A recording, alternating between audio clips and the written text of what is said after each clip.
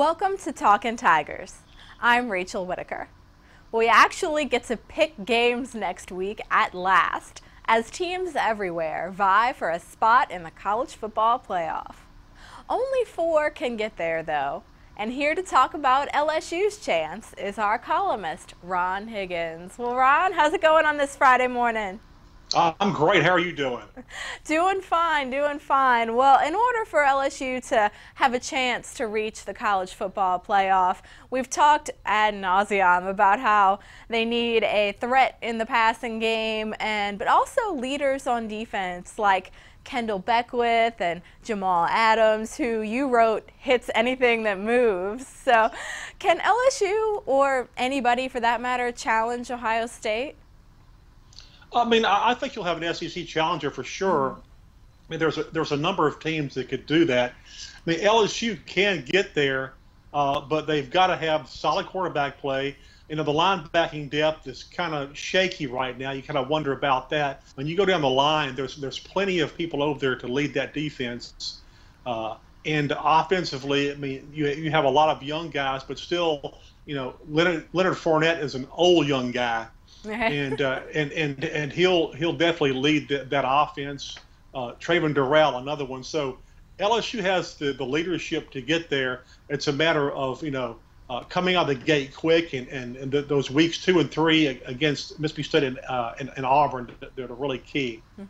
Exactly right. Leonard Fournette being mentioned in some Heisman conversations, of course, and you're right. Just seeing him, you would not believe he's only going to be a sophomore. So, Ron, Tyrann Mathieu also took to Instagram and predicted that Jamal Adams would be the best safety in the nation this season. I mean, coming from somebody like the Honey Badger, that's a pretty powerful endorsement, and he'll get some more playing time probably, with Jalen Mills, unfortunately, going to be out for a little bit.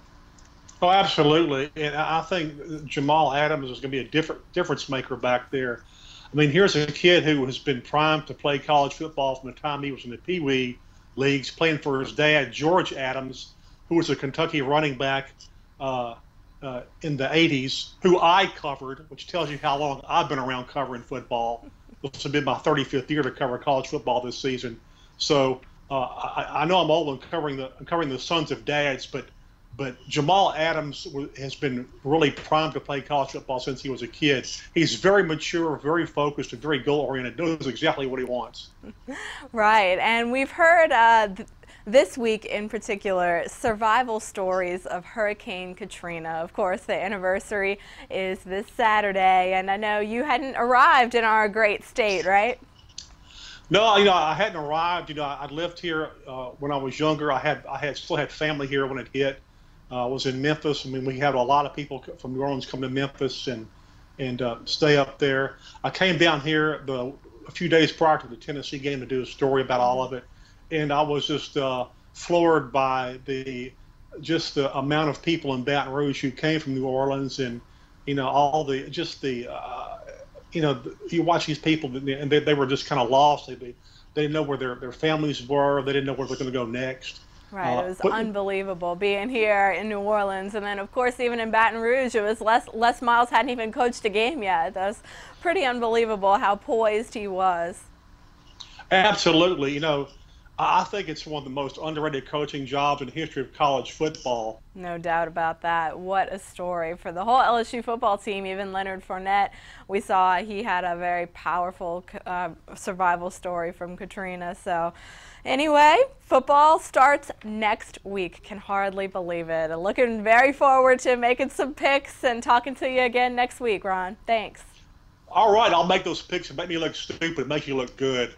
I mean, 35 years covering college football. I'm gonna expect you to jump on top right away. Oh wow, the pressure is killing me already.